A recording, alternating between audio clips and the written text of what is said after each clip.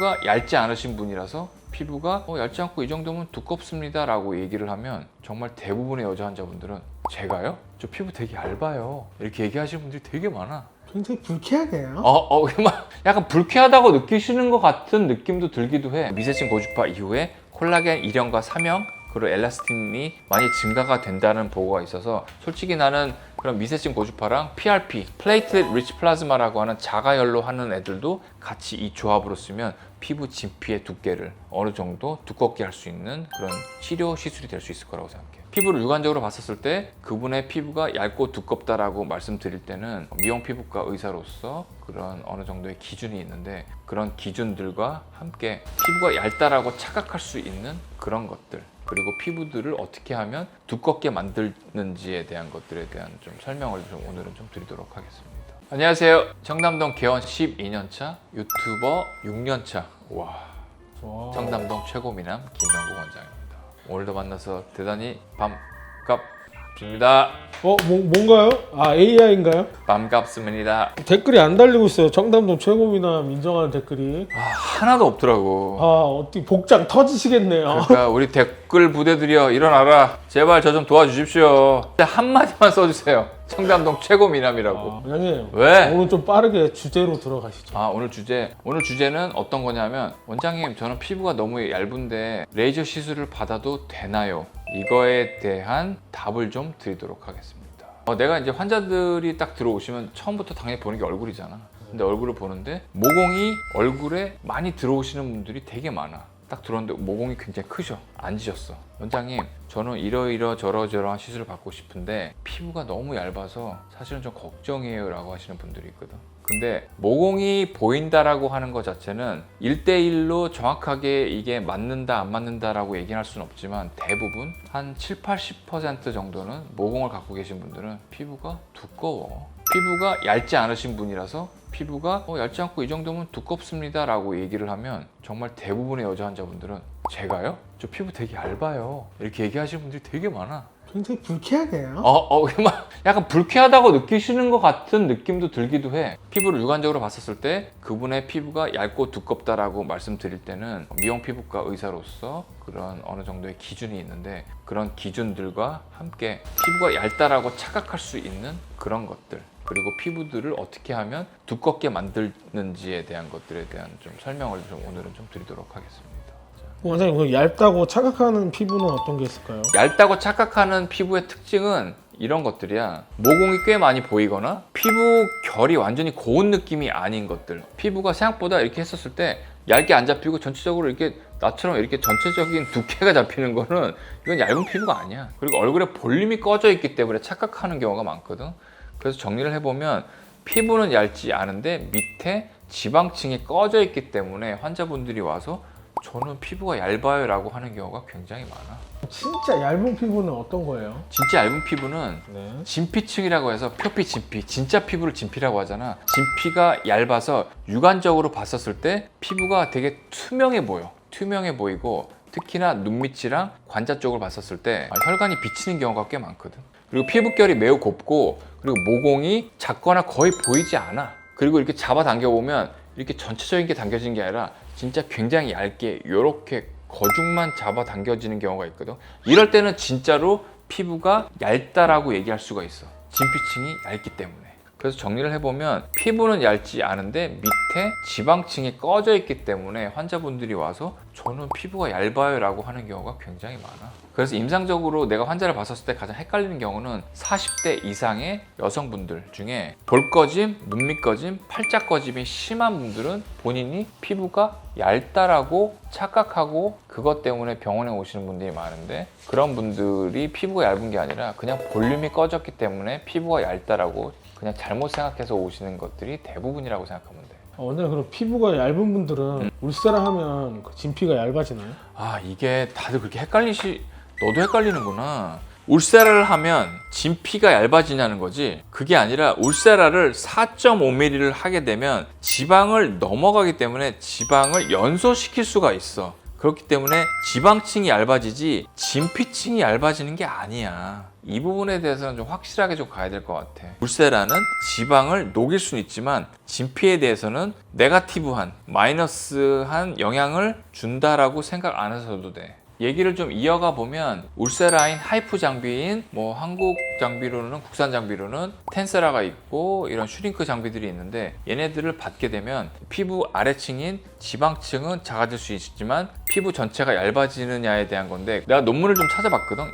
2007년도, 8년도에 나온 논문인데 결론만 얘기하면 하이프 장비들은 그러니까 울세라나 울세라류의 그런 기계들은 주로 타겟층이 근막이기 때문에 근막에 작용을 하지 이런 진피층에 어떤 영향을 줬는지 봤었을 때는 더미스 그러니까 진피층의 두께를 증가시킨다는 그런 보고가 있어. 그렇기 때문에 피부가 얇아서 울세라를 하면 안 된다라는 얘기는 잘못된 얘기라고 볼 수 있어. 그럼 써마제는요?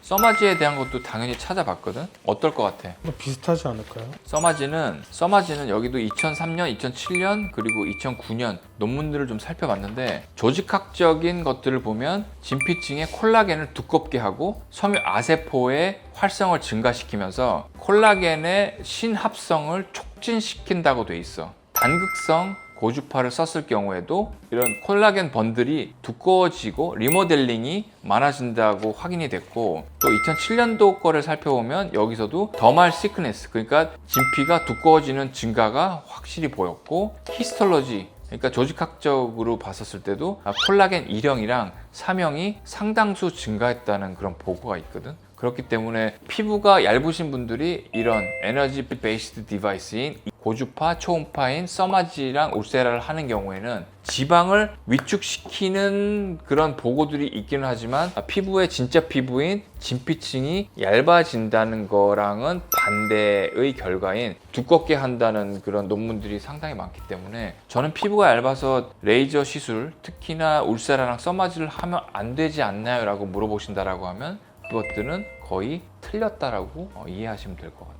만약에 그럼 미세침 고주파는 어때요? 미세층 고주파도 고주파기 때문에 전체적으로 피부의 진피층까지 도달을 해서 걔네들을 자극시켜서 콜라겐과 일라스틴의 생성을 많이 증가시킨다는 아주 강한 입증 자료가 있고 얘네들은 2008년도에 논문을 좀 본 건데 마이크로 니들링 그러니까 미세층 고주파 이후에 콜라겐 1형과 3형 그리고 엘라스틴이 많이 증가가 된다는 보고가 있어서 솔직히 나는 그런 미세층 고주파랑 PRP, 플레이트렛 리치 플라즈마라고 하는 자가열로 하는 애들도 같이 이 조합으로 쓰면 피부 진피의 두께를 어느 정도 두껍게 할 수 있는 그런 치료 시술이 될 수 있을 거라고 생각해요. 어떤 게 더 좋고 나쁘냐를 따진다라고 하면 젊으셨을 때는 얇은 피부가 훨씬 더 예뻐 보이고 뽀송뽀송하고 하얗고 투명해 보일 수 있지만 피부가 두꺼우신 여자분들도 나중에 나이가 드시면 사실은 그런 게 역전이 돼서 피부의 색소 자체도 훨씬 더 피부 두꺼우신 분들이 덜 생기고 얇으신 분들이 더 많아지기 때문에 나이가 든 40, 50대 이후에는 그런 것들의 차이가 좀 많이 좀 보일 수가 있어.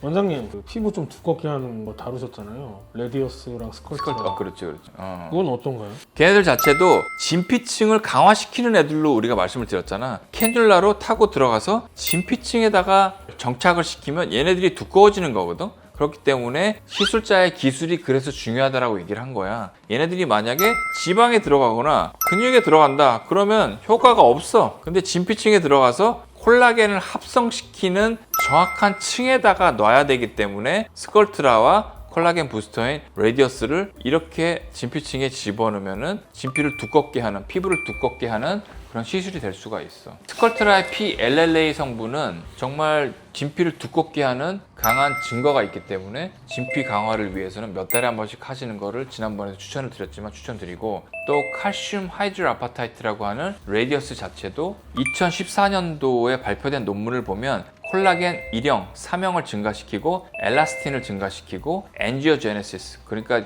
혈관을 많이 증가시키는 그런 작용을 하기 때문에 진피층의 두께를 강하게 한다는 그런 논문 발표가 있었어. 그래서 이런 레디어스를 아주 희석을 아주 묽게 해서 전반적으로 피부를 쭉 깔아주면 그러니까 레디어스의 하이퍼 다일루테이션 그러니까 전체적으로 좀 쭉 깔아준다라고 하면 걔네들이 진피의 스킨 퀄리티를 훨씬 좋게 만든다는 그런 보고가 있기 때문에 지지난주에 얘기했었던 이 두 가지 종류의 그런 콜라겐 부스터들도 전체적인 진피를 두껍게 하는데 기여할 수가 있어.